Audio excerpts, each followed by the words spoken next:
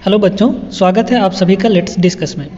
इस वीडियो में हम लोग डिस्कस करने वाले हैं क्लास 9th, सब्जेक्ट अपना होगा गणित, कार्यपत्रक नंबर 79 और ये कार्यपत्रक 31 जनवरी 2022 के लिए है, ठीक ना। तो देखिए यहाँ पर इस वर्कशीट में हम लोग पढ़ने वाले हैं लंब वृत्तीय बेलन का आयतन, ठीक है ना। लंब वृत्तीय बेलन का आयतन यानी एक बेलन होगा, उसका आयतन कैसे निकालेंगे, उसके आयतन का जो सूत्र होगा वो क्या होगा, मतलब सारी चीज़ें एक तरह से समझ लीजिए तो समझेंगे, ठीक ना।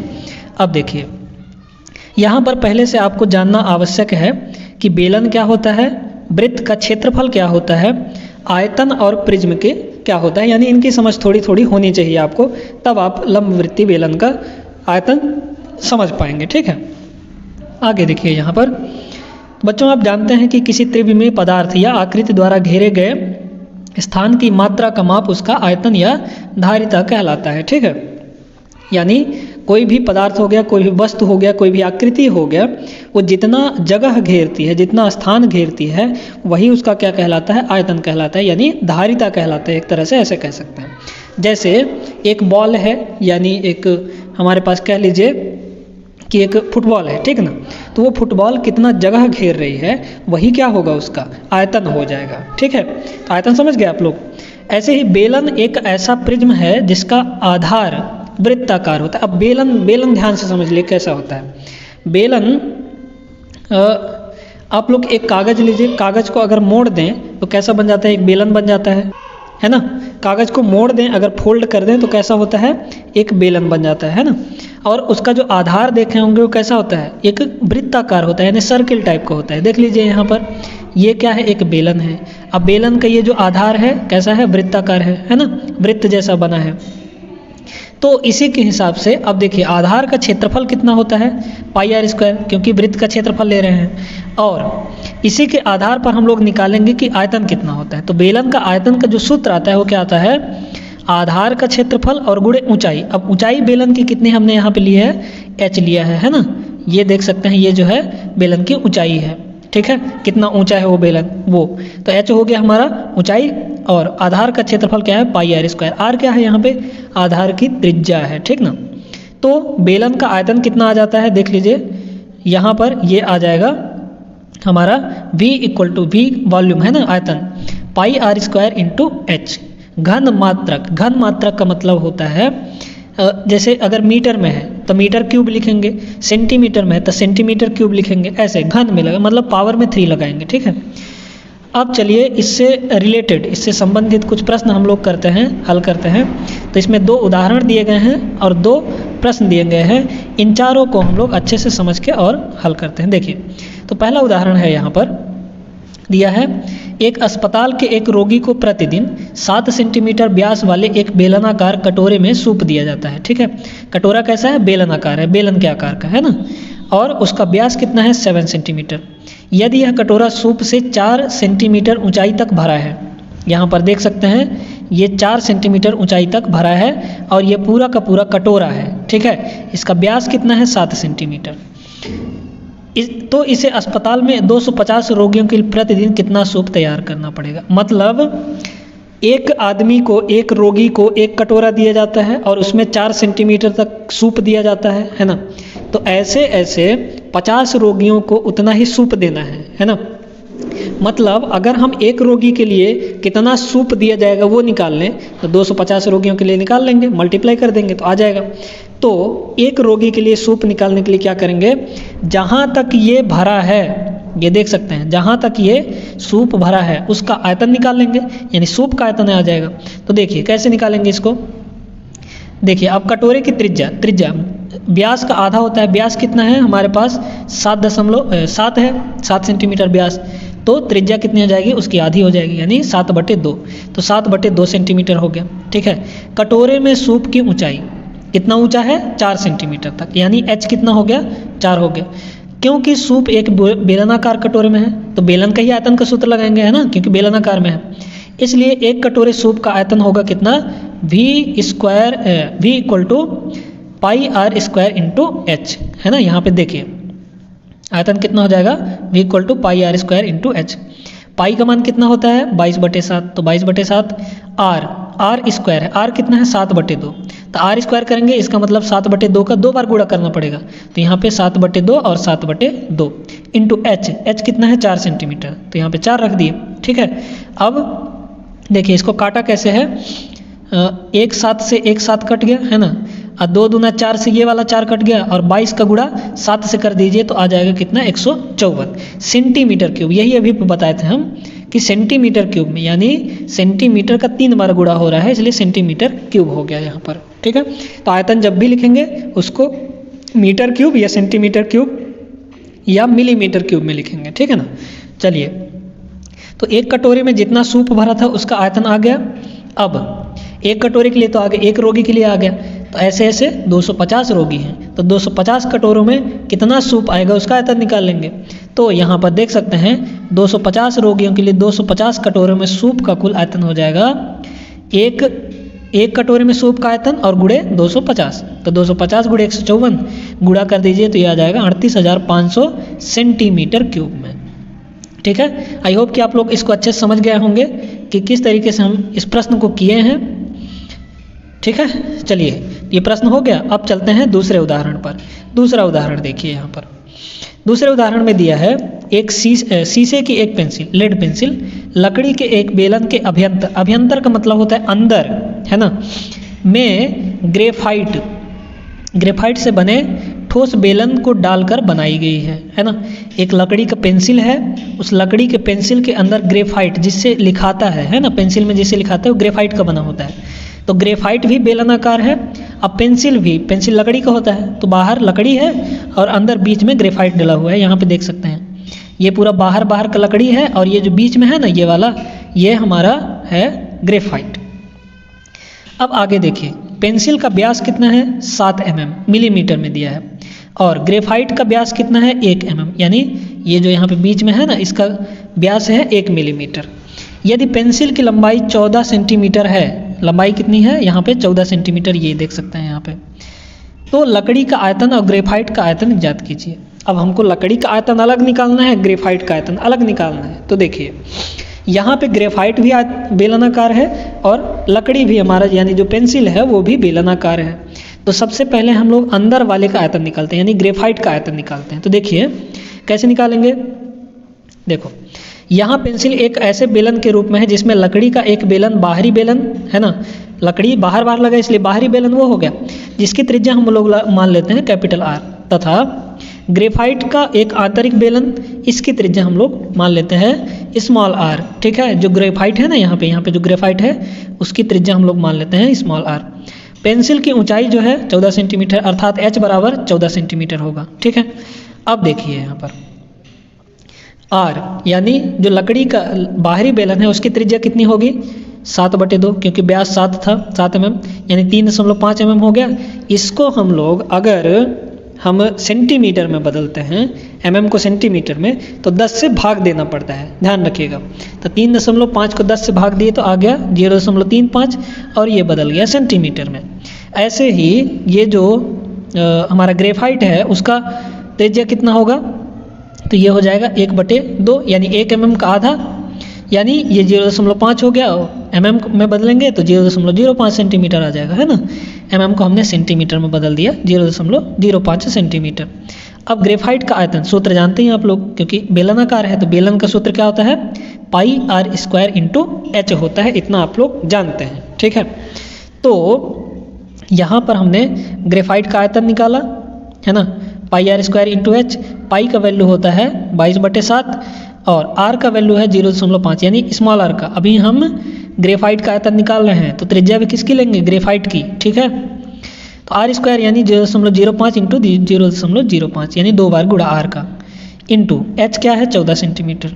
इन तीनों का गुणा कर दो, इन तीनों का गुणा कर देंगे, कटेगा कैसे ये देखिए, यहाँ पर 7 को यहाँ पर 2 बार काट दीजिए तो 7 दूना 14 हो जाएगा, और इन सब का गुणा कर देंगे तो ये आ जाएगा 0.11 सेंटीमीटर क्यूब। ठीक है, आयतन कितना आ गया ग्रेफाइट का 0.11 सेंटीमीटर। अब लकड़ी का आयतन देखिए, यहाँ पे थोड़ा समझने वाली बात यह है कि लकड़ी तो सिर्फ बाहर है ना, ये इतना भाग क्या है, इतना भाग सिर्फ हमारा लकड़ी है ना। तो लकड़ी का आयतन कैसे निकालेंगे, यानी बाहरी बेलन के आयतन में से ये जो अंदर वाला बेलन है इसका आयतन अगर हम लोग घटा देंगे तो सिर्फ इस लकड़ी का आयतन आ जाएगा, बिल्कुल आ जाएगा। यही हमको लगाना है, यही नियम यहाँ पे लगाना है। तो इस बाहर वाले बेलन का पूरे का आयतन निकाल के ये जो ग्रेफाइट है बीच में इसका आयतन हम लोग घटा देंगे तो आ जाएगा हमारा लकड़ी का आयतन, क्योंकि लकड़ी सिर्फ बाहर बाहर है, ठीक है। तो यही यहाँ पे किया है, लकड़ी का आयतन बराबर पेंसिल का कुल आयतन, यानी पेंसिल का पूरे पेंसिल का आयतन। अब माइनस कर देंगे किसमें, ग्रेफाइट के आयतन में से, तो ग्रेफाइट का आयतन माइनस कर दिया यहाँ पे, ठीक है। अब देखिए, तो लकड़ी का आयतन बराबर, अच्छा अब पेंसिल का कुल आयतन कितना होगा, पाई आर स्क्वायर एच। आर कौन सा लेंगे, लकड़ी का लेंगे, मतलब यानी पेंसिल का आयतन कितना है, त्रिज्या कैपिटल आर है, यहाँ पे देख सकते हैं, minus pi are square h यानी ग्रेफाइट का आयतन। अब ग्रेफाइट का आयतन हम लोग निकाल चुके हैं, कितना निकाले हैं यहाँ पे देख सकते हैं, ये निकाल चुके हैं, है ना। तो देखिए अब यहाँ से पाई और एच तो कॉमन है, कॉमन ले लिए, अंदर बचा आर स्क्वायर और माइनस फिर आर स्क्वायर, छोटा वाला आर स्क्वायर, है ना। पाई का मान 22/7 इंटू एच का मान 14 इंटू 0.35 क्या है, बड़े वाले यानी पेंसिल का त्रिज्या है, यहाँ पे देखिए ये है ना। तो इसका स्क्वायर कर दिया और माइनस में 0.05 का स्क्वायर आ गया। चलिए इतना हो गया, है ना। अब देखिए, अब यहाँ पे इसको हमने क्या किया, 7 को 14 से 2 बार में काट दिया, ठीक है। तो ये 22 × 2 इतना हो गया, और इसको जब लिखेंगे तो ये होगा 0.4 इंटू 0.3। कैसे होता है, ए स्क्वायर माइनस बी स्क्वायर करेंगे तो ए प्लस बी ए माइनस बी से आ जाएगा, यानी एक बार 0.35 और 0.05 को जोड़ देंगे तो 0.4 हो गया, और गुणे में इनको घटा देंगे दोनों को, यानी 0.35 को माइनस कर देंगे 0.05 से तो आ जाएगा 0.3। सबको गुणा कर दीजिए, गुणा करने पर हमारा आ गया 5.38 सेंटीमीटर क्यूब, ठीक है। चलिए, तो ये हो गया हमारा दूसरा क्वेश्चन, दूसरा उदाहरण हो गया। ग्रेफाइट का आयतन भी निकाल लिए और लकड़ी का आयतन भी निकाल लिए। अब हमारे पास यहाँ पर 2 प्रश्न दिए गए हैं, ये 2 प्रश्न बहुत ही आसान हैं, बहुत ही सरल हैं, तो इनको चलिए आगे हम लोग हल करते हैं, ठीक है ना। पहला प्रश्न देखिए बच्चों, यहाँ पर दिया है कि एक सॉफ्ट ड्रिंक 2 प्रकार के पैकों में उपलब्ध है ना।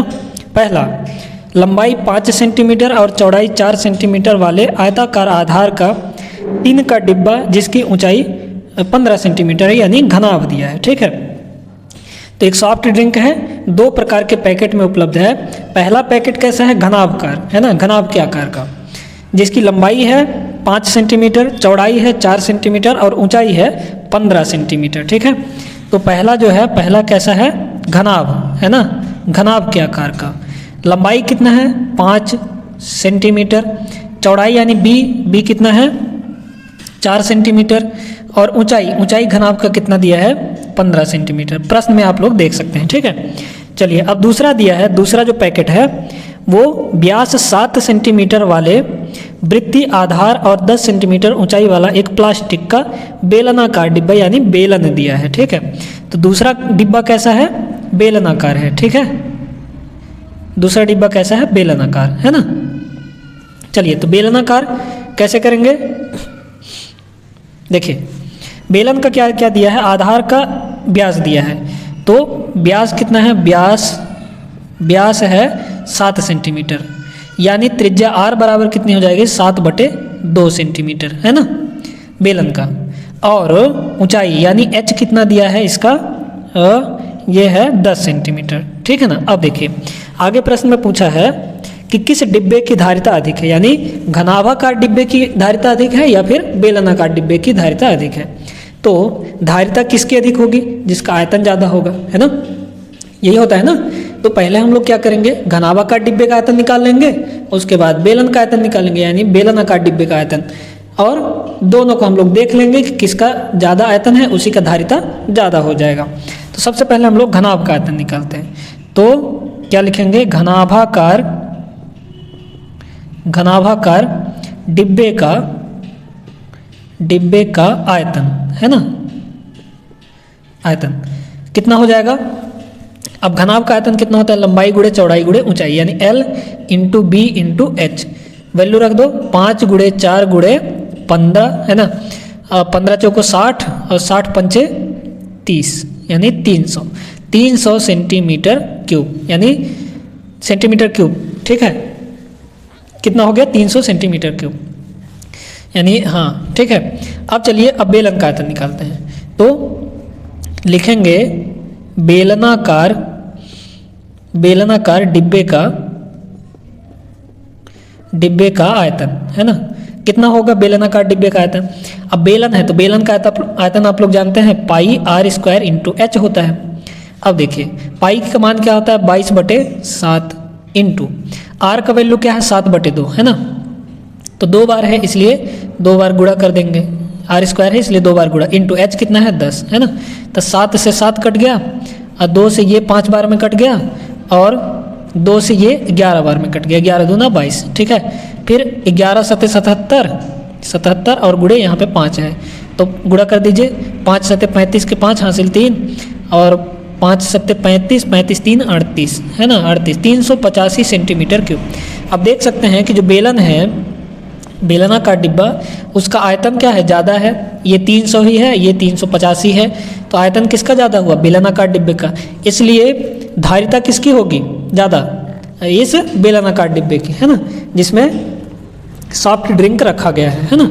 तो इसका यानी इसकी धारिता क्या हो जाएगी ज़्यादा हो जाएगी। तो यहाँ पे लिख देंगे हम बेलनाकार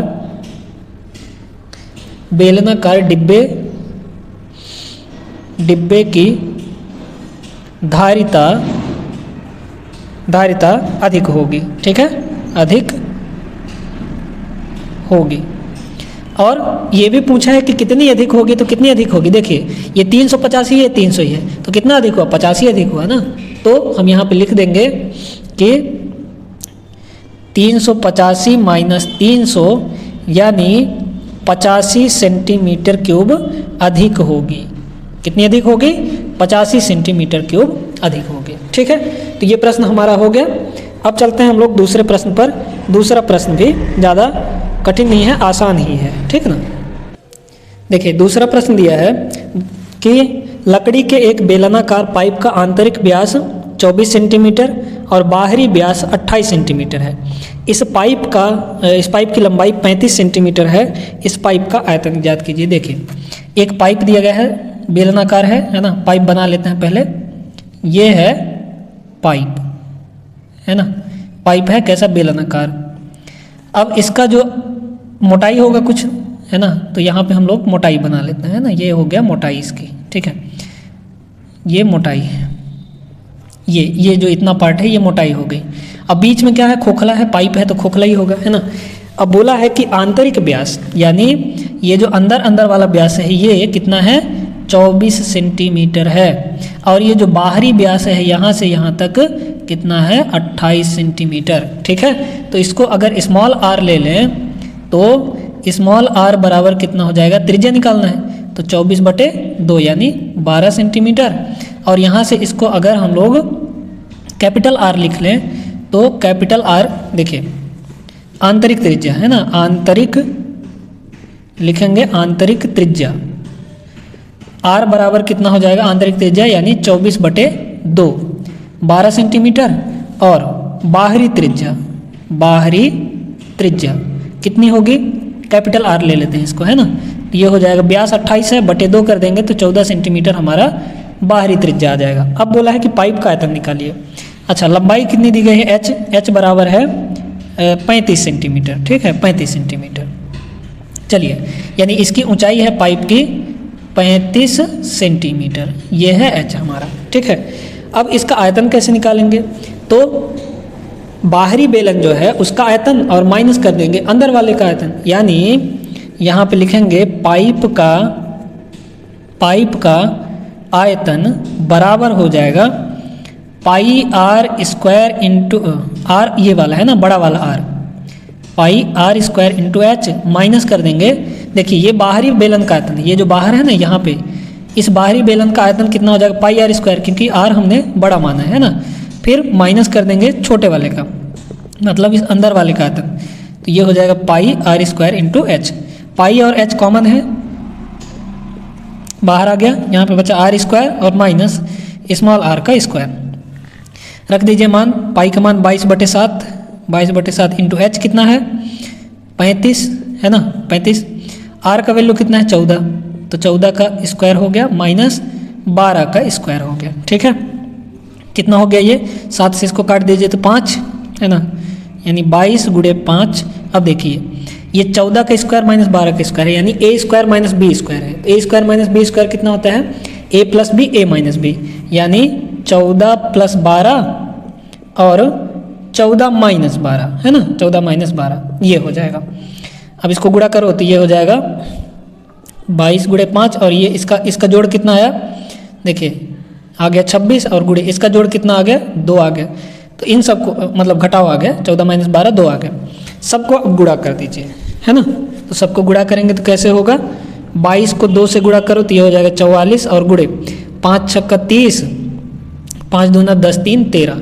गुणा कर दीजिए इनको, 13 चौको 52 के 2 हासिल 5, फिर 13 चौको 52, 52 और 5 57, कितना हो गया सेंटीमीटर क्यूब में, यानी 5720 सेंटीमीटर क्यूब हमारा पाइप का आयतन आ जाएगा, ठीक है। चलिए तो यहाँ पे ये दूसरा प्रश्न भी हमारा हो गया और ये वर्कशीट हमारा कंप्लीट हुआ है ना, कार्यपत्रक नंबर 79। तो आज के इस वीडियो में बस इतना ही। अगर आप लोग को वीडियो अच्छी लगी हो तो वीडियो को लाइक कर दीजिए, चैनल को सब्सक्राइब कर लीजिए। ऐसे ही आप लोग के लिए 9th के लिए भी जो भी वर्कशीट है वो सॉल्व कराई जाएंगे, तो चैनल को सब्सक्राइब करके रखिए। मिलेंगे अपने अगले वीडियो पे अगले वर्कशीट के साथ, तब तक के लिए जय हिंद।